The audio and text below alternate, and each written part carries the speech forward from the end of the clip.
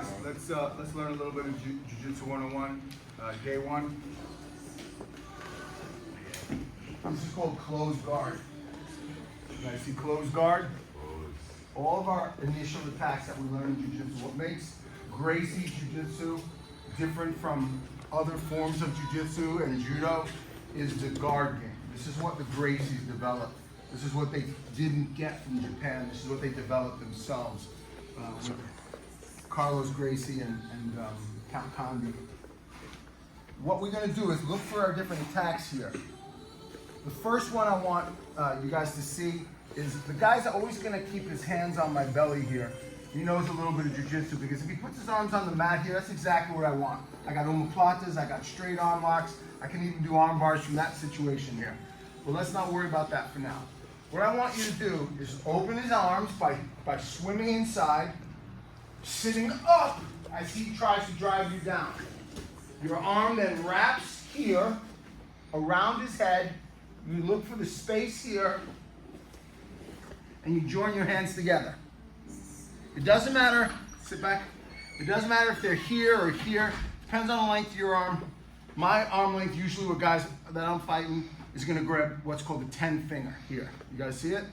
Finger lock, they call it, all right? So I'm here, I get my fingers locked, and I wanna get what's called a guillotine. Some guys think, they go like this, try to pull the guy's head off. That's not how a technical guillotine is done. You do a crunch. My chin goes up. I want my chin on this line right here. The line of his shirt. Above the hairline. Below the hairline, he's gonna pop his head out. So I'm here, and then I put my chin up, and then I do a crunch. You see that? Why is that happening? That's called a tap, you guys. When you do a guillotine, you have 3 modes of submission. One of them is the carotid artery.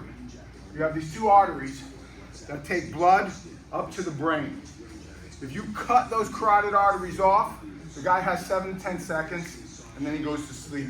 It takes 5 pounds of pressure. What he also has, though, is an esophagus here. And when you crush his esophagus down like this, you can't get air. It's crushing his air. So you have a blood choke, an air choke, and then you have what's called an Adam's apple choke, where a lot of guys, they take their finger like this on the guillotine, and they put it up in there, and they drive it sideways. You feel that for days at a time.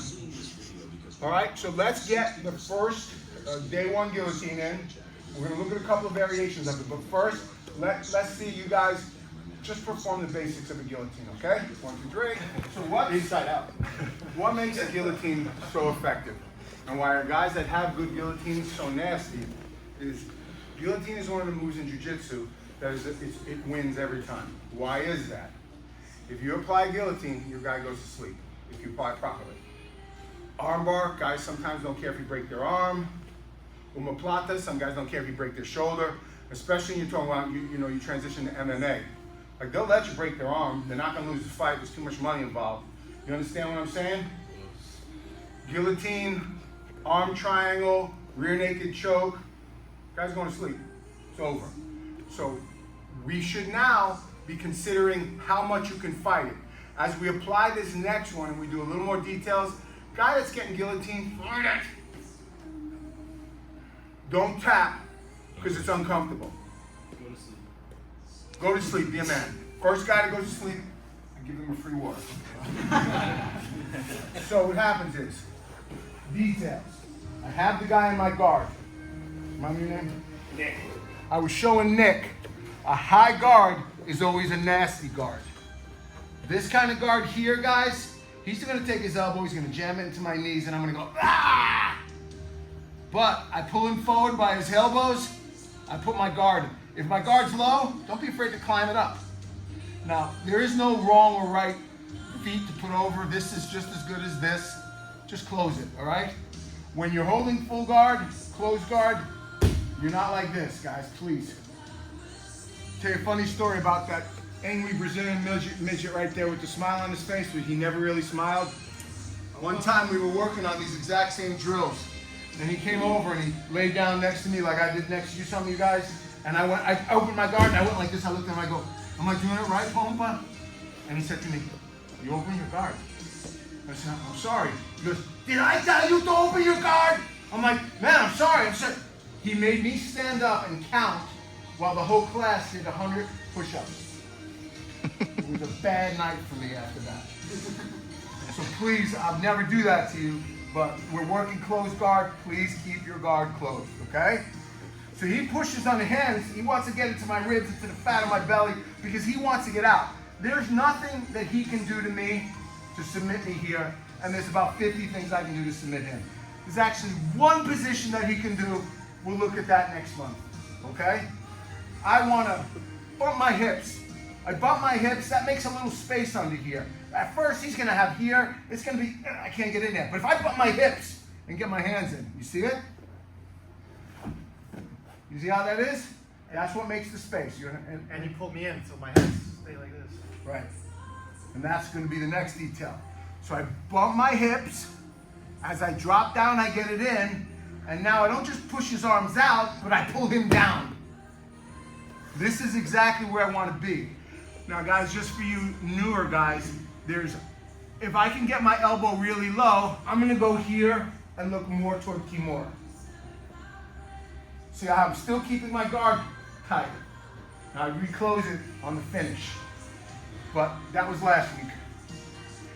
Here, open, pulling. He's going to sit up because he knows he's in trouble here. I'm coming up with him, guys. You see what he does? He wraps his arms around me. This is every time. This is not sometimes, it's every time. I can be here, I can be here, it doesn't matter. That's when my hand wraps around his neck, fights its way in. As I sit back, I'm making the space on this side to grab. Now you see how I scooted my hips out, guys? If you don't have Sam, Justin, Nick arms, you're gonna have to scoot out a little bit. This is gonna make space. Longer arm guys, thinner arm guys are gonna be able to, yeah, I said you had thin arms, I'm sorry. You okay? Don't cry. I then take my chin and I put it up here. And guys, I don't pull back. I make a crunch. Now what I'm doing is my forearm is on this side of his carotid. My bicep is on this carotid. And the longer I hold it there, he's going to start to see what's called a silver dot. As the blood is deprived as the brain is deprived of blood, it goes silver. You're not in danger yet. When you see a black dot inside of that silver dot, it's going to start to consume the silver dot. And once that dot is consumed, you're out. You just don't know it. And it's going to take you about 30 seconds to wake up and, where am I? You're going to lose about 30 seconds of your life. And for about a minute, you're not going to know how you got to the gym. And then it'll all come back to you. It's a very strange thing when you carotid, yes. Are we going to sleep first? No. I gotta go. I have something to do. I'm not going to sleep. So Well, here's why. So it's a great question. Why am I explaining it that detailed? You have time. And for every nanosecond that he's squeezing you, every nanosecond that you can hold out, he's getting weaker. All of his strength is at that first crunch. And if you can tighten your neck muscle, you're going to see he's going to go. And every time he has to let go to regroup, you have more time. And then when you pop your head out, now you got a guy with tired arms. Now you can attack. You guys understand? So there's some details here. We'll detail it out one more time. Let's try it. I'll walk around and help you guys. 1, 2, 3. I barely got Just out go today. in there, slap on the ass, and listen. All right. Remember, please remember that there's probably 15 or 20 variations of guillotines. This is the #1, day 1 basic. Tried and true, but this is basic. And because it's basic, there's more technique involved than anything else. An arm and guillotine, a Barcelo team where you reverse the hands like Justin's doing, it's all different. All different entries.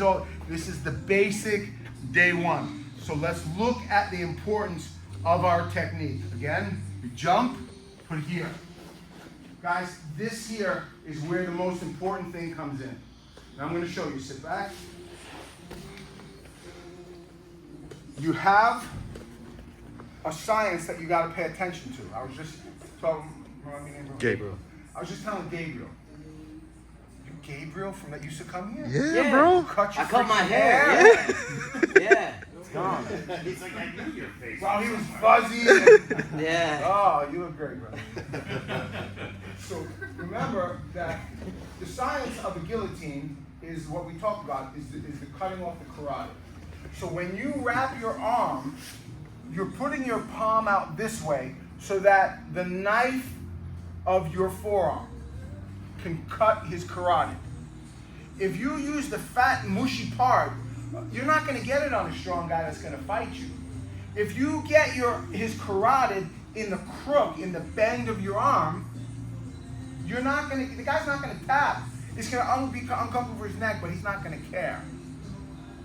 Or if you get a nice deep bicep in, and you can get your elbow all the way to the guy's ear, and that bicep crushes it, it's lights out. So if you're not getting it, you got to think to yourself, what am I doing wrong? The science isn't working. Now I'm also going to show you the finish of the Kimura is this. It's not just this. When you go for that guillotine, turn your arm up this way. This is the motion. Now you could be sitting there saying, wait a second, I just got the tap from my partner by doing it the wrong way. That's okay. We want to cut down the percentage of guys that we can submit. For instance, if any of you guys can get Chris in a guillotine and submit him like this, you're going to be able to submit 98% of the guys in any tournament with this thing. But I guarantee you can't. I can't submit him in it if it's traditional. Now we can change it to Marcella team. I could change it to that John Jones thingy that he does, and that'll get it. But a traditional, his neck is too strong. It's just born that way. It's just the way it is. Yeah. Or it's just block-headed Brazilians that most of them are. We don't know. Again, here. Full guard.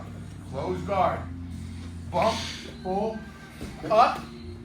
I wrap my arm in. Look at the two different levels. My elbows in his ear, or my carotid, or the knife of my, you see how my palm is facing this way? Not this way. If I do this, guys, it's the mushy part of my forearm. This, though, that's the knife. If you want to cut a piece of bread, you're not cutting with the flat side of the knife, you cut it with the sharp side, right? I like this. Get it nice and deep, get the arm in, pull it here. Now to finish it, I'm turning and twisting. I'm turning and twisting. You guys see it? Okay, do it one more time, we'll get some rolls. 1, 2, 3.